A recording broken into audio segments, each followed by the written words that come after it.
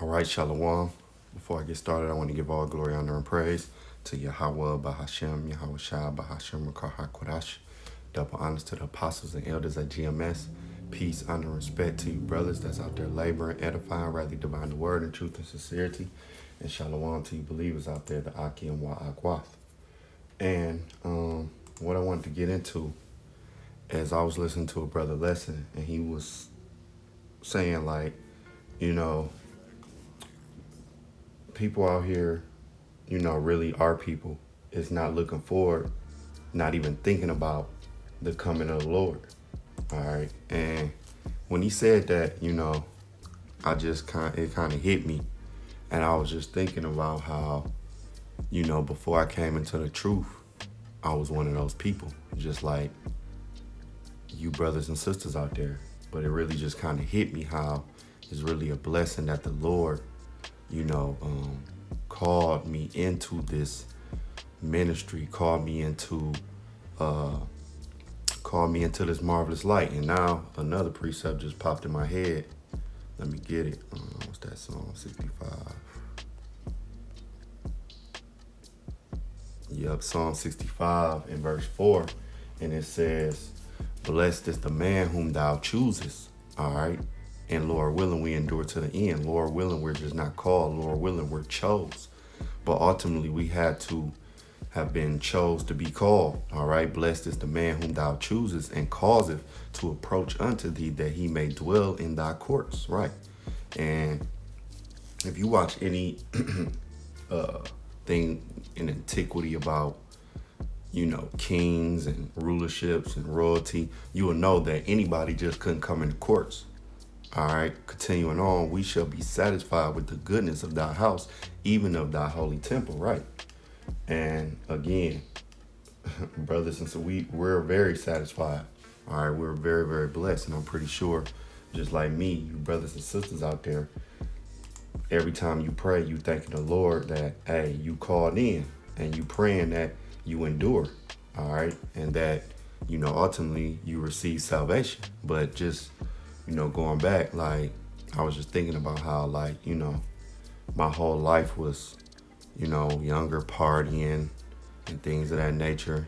All right, then I got a little bit older. I started, investing into my business, and that was my life. I remember one day I told myself, like, my business is my life. I wanted to make it to the top, and when he said that, like, people really not looking forward to the coming of the Lord, I was just thinking about me. I was that person, and how so many people out here is really not. Even if, like, think about it, like when something go down, people will say, Jesus coming back, Jesus coming soon, but they really not looking forward to it, or they not really watching or really grasping that the Lord is coming back. Because a lot of people just throw that out there, but they don't really, they're not really grasping that the Lord is coming back. All right, they don't really grasp that. All right, and the thing about it is, their eyes haven't been opened. Now, what I do want to go to first, Salaki, what I do want to go to is Hebrews 13. All right, because the Hebrews 13 and 14, it says, for we have no continuing city, but we seek one to come, right? And that's us. We don't have no city here. You got to remember, we came here to serve a punishment.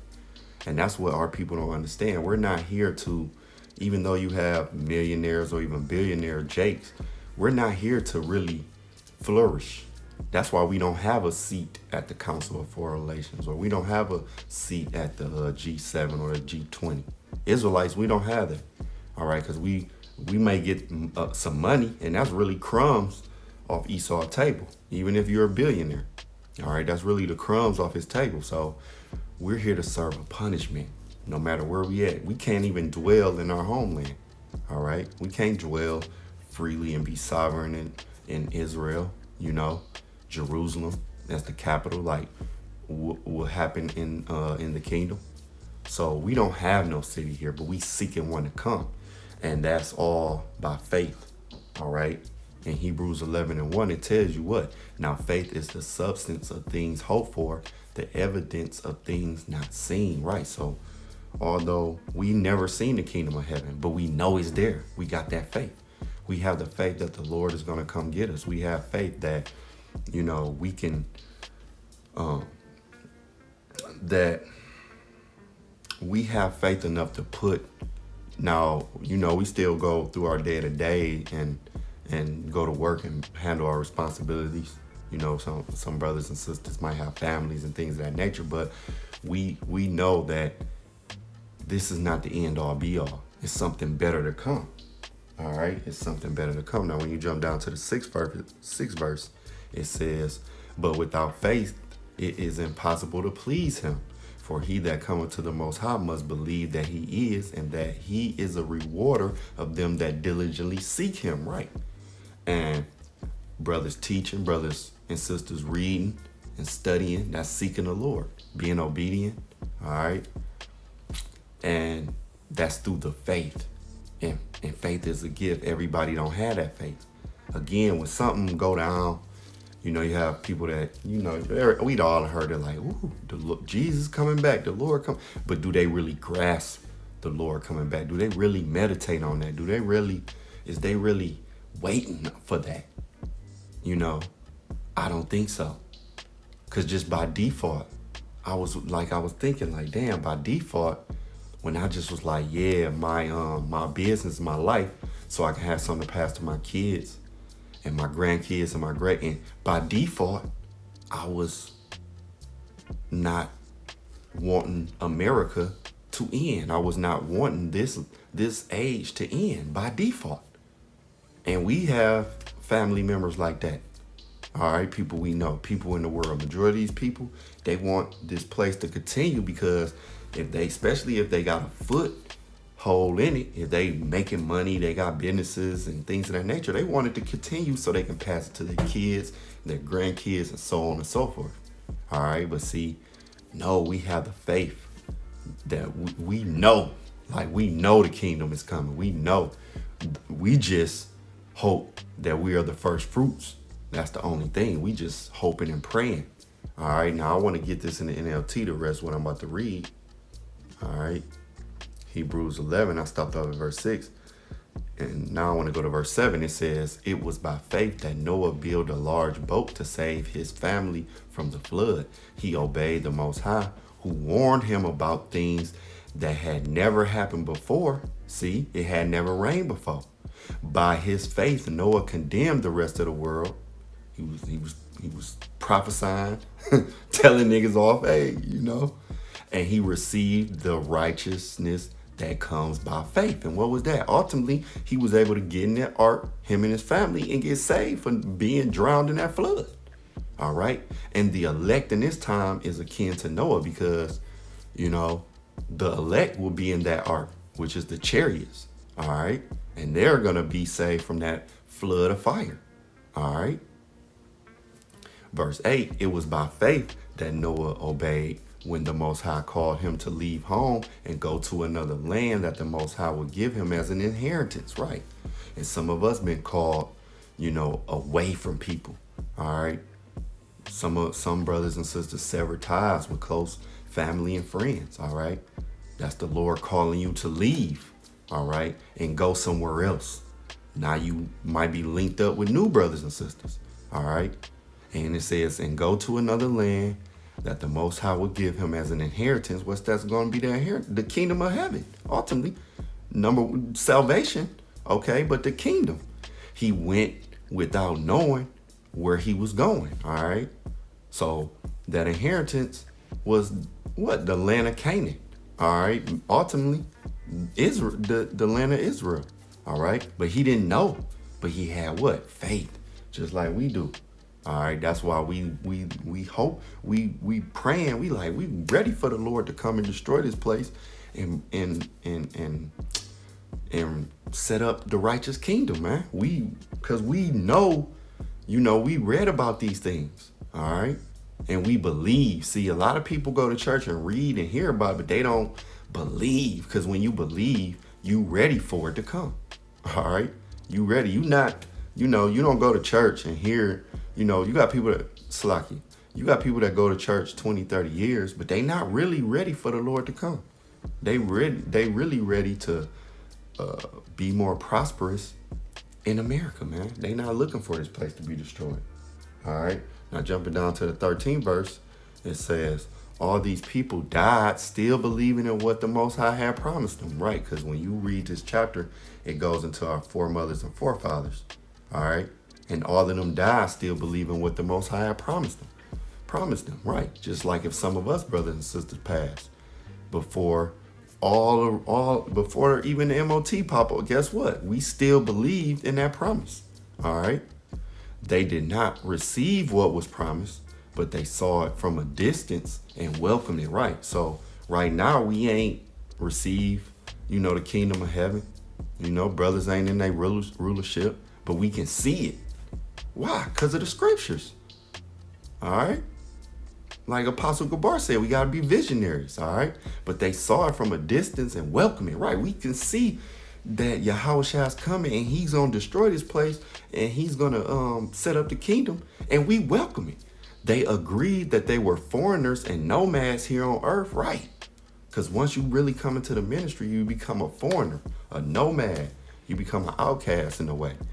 Obviously, people who say such things are looking forward to a country that they can call their own, right? And that is going to be the land of Israel, all right?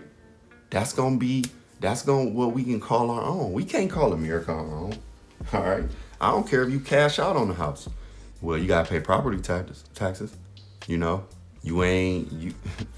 This place is not ours, man. Verse 15, if they had longed for the country they came from, they could have gone back. So a lot of us, you know, if that spirit jump off, it's ultimately up to the Lord. But, you know, a lot of us, hey, if you want, you can go back into the world. Really? Again, it's ultimately up to the Lord to take the spirit off you. But, hey, you know, you can go on back. You can, you know, and go back to what you was doing. All right? But no. All right, verse 16, but they were looking for a better place, right? And what is that? The kingdom of heaven. First being salvation, we looking for salvation. But ultimately, it's the kingdom of heaven, man. Being those first fruits. Brothers is looking for them crowns, man. Rulership. A heavenly homeland, see?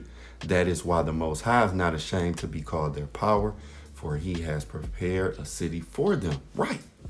Right, he has prepared it. What's that scripture say?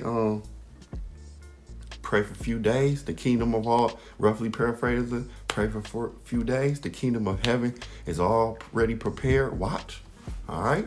It's already prepared, okay? So now from here, I want to go to Mark, the 4th chapter, all right? Because, you know, let me go back to the KJV real quick. Because this is the parables of the sower and the soils, right?